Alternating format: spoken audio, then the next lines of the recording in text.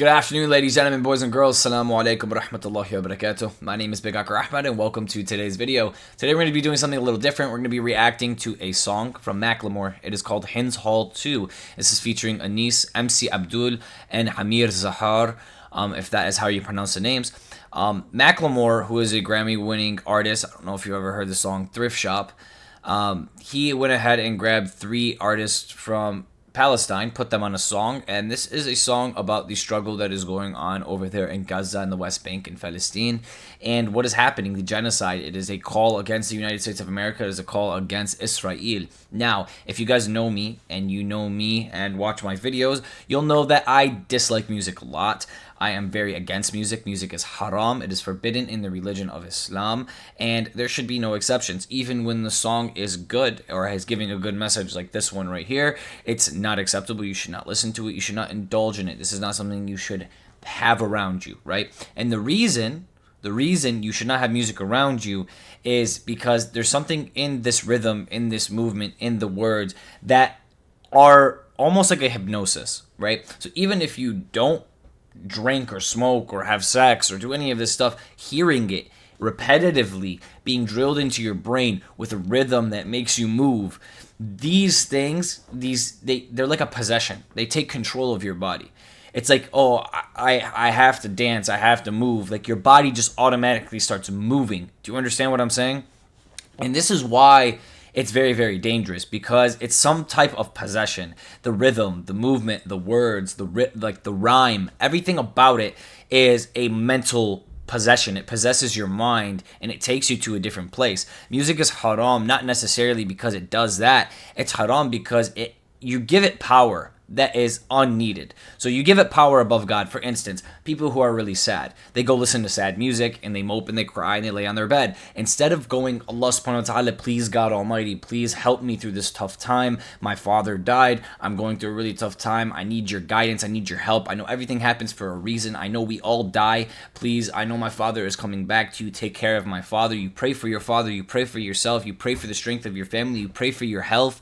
You know, you do all of these things and you give all of the power to God and you ask God to protect you. That's how you do it. But most people won't. They'll go to the gym and they'll blast heavy metal rock music, some hype music, so they could do more pushes when they're going ahead and squatting or when they're going ahead and you're doing bench press or something like that, right? So people use music as an enhancer, like a drug in some way. It makes them change. Or people will use music to lighten up. Like they're very embarrassed in a public setting, but when you play music, they lighten up. You know what I mean? They're more outgoing. These things are very interesting because we're giving power. It's shirk is what it is. It's worshiping something that's not God.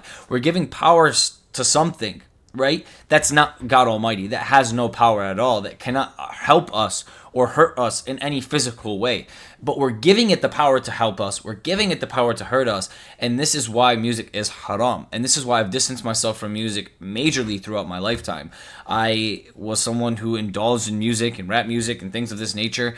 And I more lean towards artists like Logic, who spoke about things like peace and love, positivity, respecting your neighbor, God, things of this nature. I never really am into like pop your head off, kill you, do drugs, have sex, drink. This is not the type of music I like. Materialism, like cars and clothes. I don't care about that stuff, so it's not music that I personally connected to. I was always connected to music that had more of a meaning, similar to the song that we're going to react to today. Now, I do not advocate listening to music. I do not advocate even listening to this song. But I want to go ahead and examine this song. This is what this is. This is an examination. This is not me playing the song to listen to it, to love it, to promote it. This is me examining the song and examining what they have to say in the song, because these are Palestinian people from Palestine who are making this song with Macklemore to go ahead and spread and give a mass message. So without further ado, let's go ahead and jump into this. I don't know if the video will get demonetized. I don't know how it's going to work when it comes to reaction videos, but this is the lyric video and we'll go ahead and start it off and see what they have to say. In our lifetime we will be free. One day when the light shines we will be free. In our lifetime we will be free. And they can bury us but they will find out we are seeds.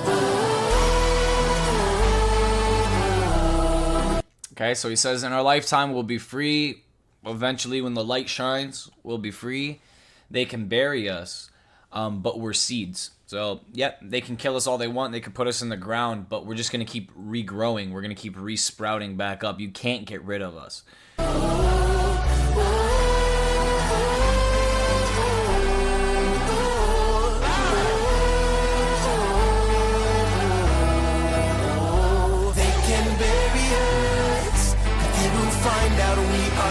I say free Palestine because I know of every massacre we suffered. The Nakba, Sabra, Shatila, and Rafah. My people have died.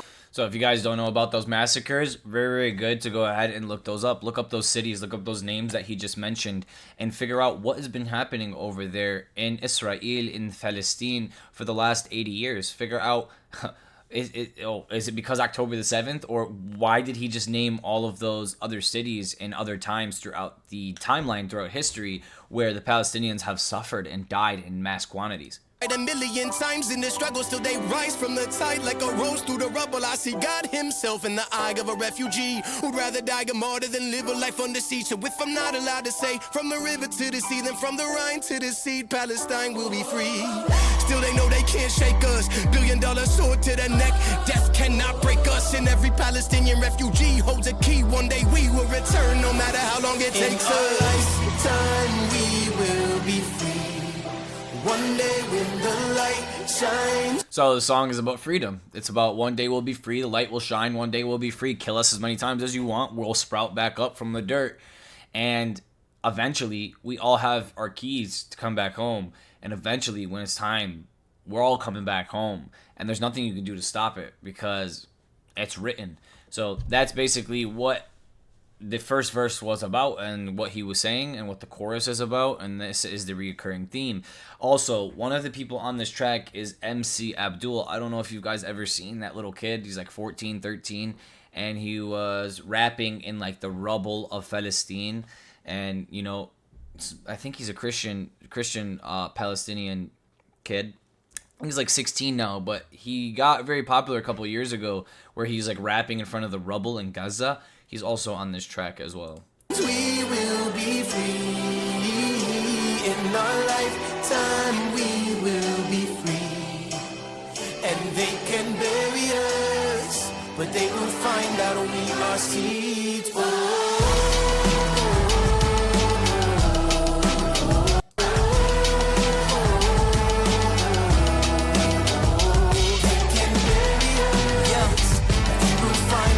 The hook is long, like the breathe time and everything, but it's to build this grandness, and that's how music should be. Music should have a beginning, middle, end, a climb up, an ending, a beginning, like a storybook in a way. I notice that a lot of the music nowadays does lack that, and it lacks the layers where it's just like 2 minutes or 1 minute and 30 seconds just through, and it's the same words over and over again. It's like a hook. And it's garbage. It's about drugs or money or sex or the devil, or, you know, disobeying people. And the music today is disgusting. So this is a very, very big step up. And as far as like quality goes when it comes to music, like at least 20 years ago, the things that were happening in the music industry were not like they were now. Yes, there was drugs, there was sex, there was club music, but that was like club music. You know what I'm saying? Like, it didn't reach kids, it didn't reach parents as much. Yes, they knew what some of the music and they knew what it was, but it wasn't as prominent. The way people spoke and what they show and what they do and what they put in their music videos now is insanity. It's disgusting. I've seen massacres, I'm grateful to be alive. You appreciate life when you survive a genocide.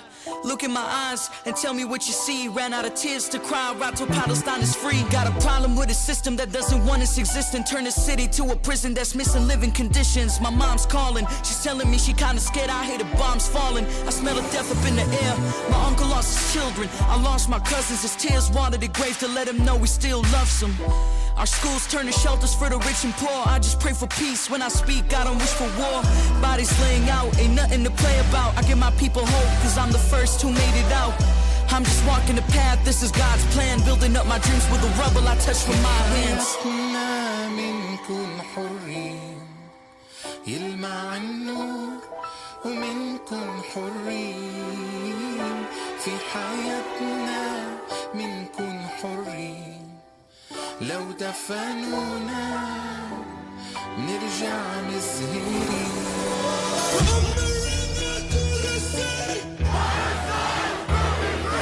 Okay, so that second verse was from MC Abdul, that child that I was talking about who was rapping in front of the rubble. And he was talking about how his whole family died, his cousins, his aunts, his uncles, how he cries over his uncle's grave and how the tears from their eyes water the flowers on his grave. A lot of different like little metaphors and attention to details to try and paint this picture of pain that this kid has gone through. He says he's going to rap until all of his people are free, meaning that that's just how he goes ahead and lets off his expression. Like I was saying before, there's Allah subhanahu wa ta'ala, there's God Almighty, where you give everything to God, and then there's other ways that people try and go ahead and give power to something. So this kid right here, MC Abdul, he gives a lot of his power to his music, and he puts a lot of that energy into his music, and that's how he goes ahead and gets a lot of this stuff off his chest, so that he's sane here. He takes it out of his brain and he puts it into something that makes him feel good. So he uses that negative energy and all of the negative things that happen to him, and he creates something magical with it, and then he looks at it and he pats himself on the back, and that's what makes you feel good. But that is temporary pain. That's not going to take away what happened. And this is where God Almighty comes in, and inshallah Allah subhanahu wa ta'ala guides this kid and guides him to the straight path and protects him and protects his family from everything that they've gone through.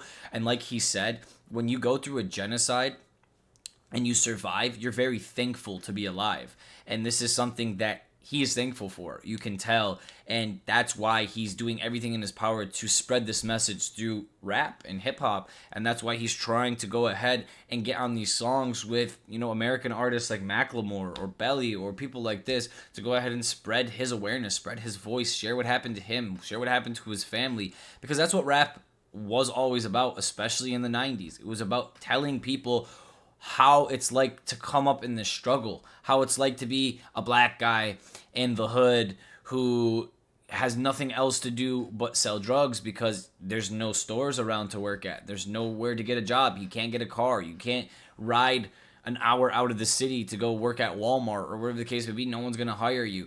It brings, or growing up without a father, or growing up with drugs around you in the system, or growing up, you know what I mean?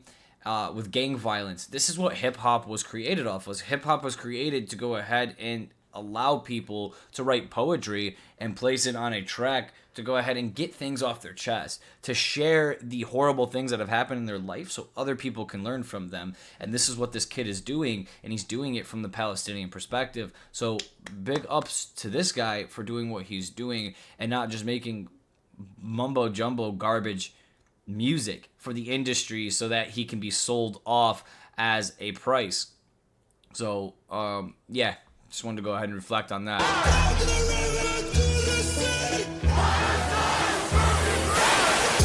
They done woke up the world now. We know who you serve at the White House. To kids and guys on my bow right now. I'ma ride for your life like you are my child. Long live the resistance if there's something to resist. Had enough of you motherfuckers murdering little kids. PC for a minute, I was trying to be a bridge, but there'll never be freedom by pleading with Zionists. World screaming free Palestine. We see the manual, we know how you colonized. You'd be surprised by how many fucks you actually really don't give when you take away that power of the almighty dollar sign. So he's saying that these Zionists that are running everything, they don't care. They don't care. No matter how much you beg, no matter how much you plead, they don't listen. And there's no point in begging and pleading at this point anymore because they don't listen. You're dealing with Zionists and they don't listen. And you're going to see, and he's warning you guys, and this is something I've been warning you guys of as well. He's warning everyone right here. He said, you're going to see how many F's that they give. He's talking about the Zionists. You're going to see how much the Zionists care when they take away the power of the almighty dollar sign. And the reason he's calling it an almighty dollar sign is because people worship money. And when they go ahead and they remove the US dollar's value, when they destroy the US dollar over the next year going into this election, when they do that, the world's screwed. And the world isn't going to pay attention to what's happening in Palestine or what's happening in Lebanon or what's happening in Ukraine or what's happening across the world where people are being blown up. No, because their dollar is now worth nothing and they can't feed their families and they can't pay their rent. Then they're going to be worried about their self. So he's going to say, like he's saying, you're going to see how many F's they give when they take the power away from the almighty dollar sign. No one's going to care. Not the Zionists, not you. No one's going to care. It's going to be maximum level of I don't care and focus on myself when they go ahead and take away the power from the dollar sign. And that's why he's calling it almighty, because people worship it. And it's kind of crazy that he went ahead and slipped this into the song because it's so true and it's so coming.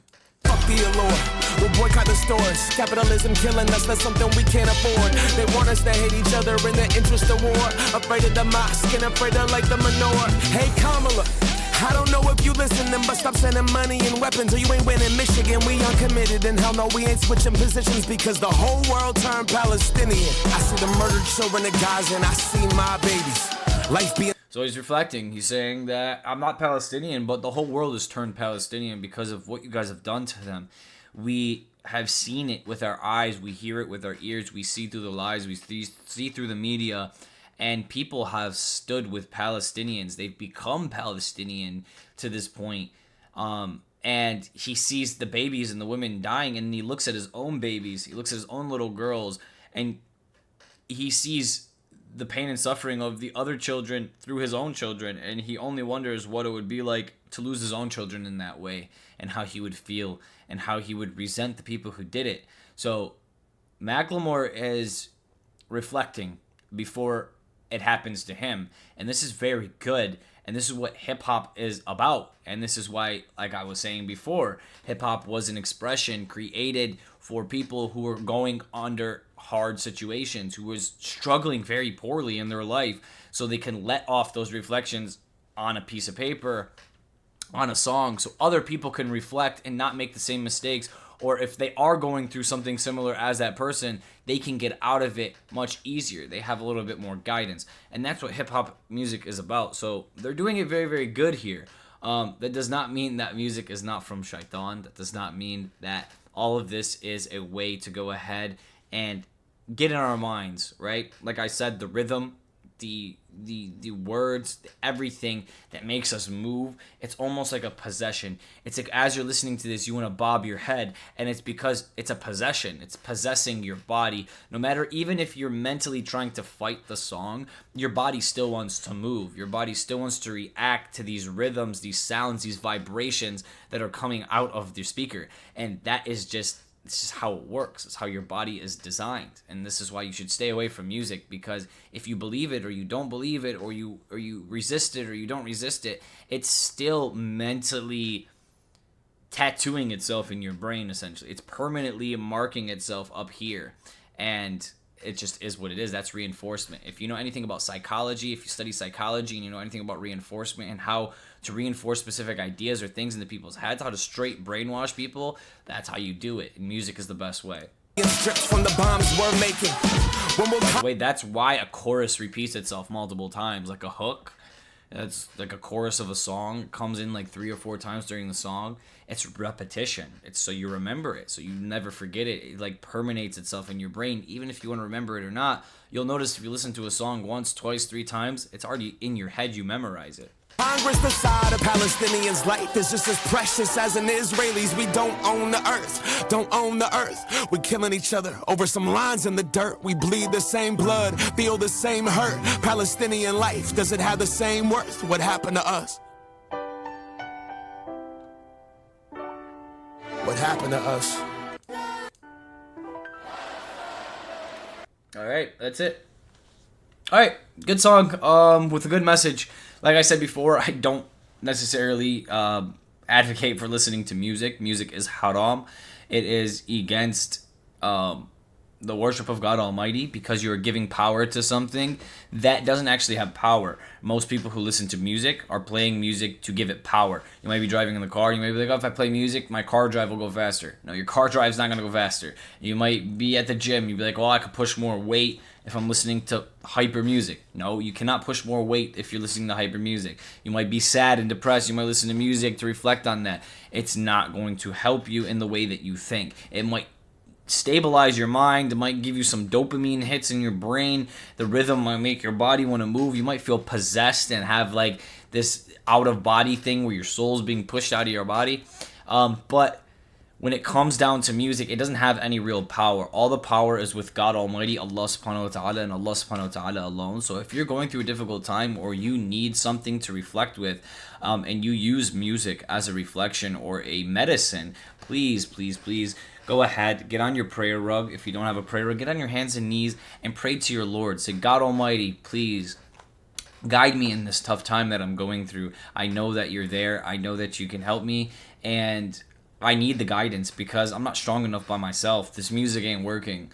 No, it doesn't matter how many guns I buy. It doesn't matter how many t-shirts I buy. It doesn't matter how much music I listen to or how many video games I play. I can't escape the reality of everything that's happening around me. I can't escape how it affects my body, how it affects my mind, how it affects my soul. And I need your guidance, God Almighty. No song is going to go ahead and help you out of that. This is a great song with a great message. Is it going to stop the war? Is it going to stop Zionism? Is it going to stop Israel from doing what they're doing? No. The song came out 5 days ago. They're bombing crap out of Lebanon. So in no way, shape, or form is this going to do anything other than make people feel a little bit emotional and bob their head. It's not going to start like a resistance. It's not going to do anything of that nature. And the music industry is not going to allow it to reach the masses. They're not going to allow it to get big and have 10, 20, 30, 50, 100, 500 million views like it should. It should. This is a very, very well put together song for someone who studied music, for someone who knows music in and out. This is a very well put together song. The way that they're rapping, the message that they're giving, the metaphors, the just the writing style, the grandness of the beat, the build up, the middle, the ending. It's kind of like a movie. They make you kind of see what they're talking about. And this is quality music. This is the type of music that should be at the top of the music industry, being sold at the highest level. But this is the type of music they push down on purpose and they don't promote. And they go ahead and give us things like Lil Nas X mocking Jesus, peace and blessings be upon him, mocking God, putting blood of human beings inside of shoes and selling them as satanic shoes. These are the people they put at the top of the music industry, and they let music like this die. And the reason that is they want to influence people to do negative things. They want to influence people to drink and smoke and have unprotected sex and have babies outside of marriage and mess up their lives early on, because music is an influence tool. It is a brainwashing tool. It is a way to go ahead and control people, possess them in some type of way. So be very, very careful when it comes to music, guys. It is haram. Stay away from it. It is not ordained by God. And this is a very, very sensitive thing that I don't like to necessarily talk about on my channel, because it seems like I'm promoting it in some way, which I'm not trying to promote it in any way, shape, or form. I found the content within the song very important, and I wanted to talk about these individuals' personal struggles and personal stories that they placed on the song, because they placed it on the song because it would reach a large amount of people. So I wanted to go ahead and reflect and hear their stories in their artistic format. Now, this song doesn't have any power. Like I said before, it's not going to stop the war. It's not going to stop Israel from dropping bombs. It's not going to make anything magical happen in the world. It's just a song, and it doesn't have any power. The only thing that has power is Allah subhanahu wa ta'ala. If you want to go ahead and make a change, you want to make a difference, pray to your Lord, ask your Lord for help, ask your Lord for a change, ask your Lord to protect the Palestinian people, and do what you can do personally yourself to go ahead and help. Donate some money. If you want, go fight. Like, I don't know what to tell you, but listening to a song isn't going to necessarily change or make anything happen. You have to proactively do something to make something change. So thank you guys so much for coming in today. God bless every single one of you. And thank you, Macklemore, for going ahead and hosting these Palestinian voices on your song to allow people to really understand and see what they've gone through in their life, because it's important to go ahead and hear people's stories, go ahead and understand what has happened to them through their struggle and through the 80 years of occupation that Israel has placed against the Palestinian people. Thank you guys so much for coming in today, and inshallah, this atrocity that is going on in Palestine and now that has moved over to Lebanon, to my family and my friends, it ends very, very soon. And the people who have gone ahead and started this, these Zionist individuals, they pay for what they've done, not just in this world, but in the hereafter. Thank you guys so much for coming in today. God bless every single one of you, and free Palestine, baby. Bye-bye.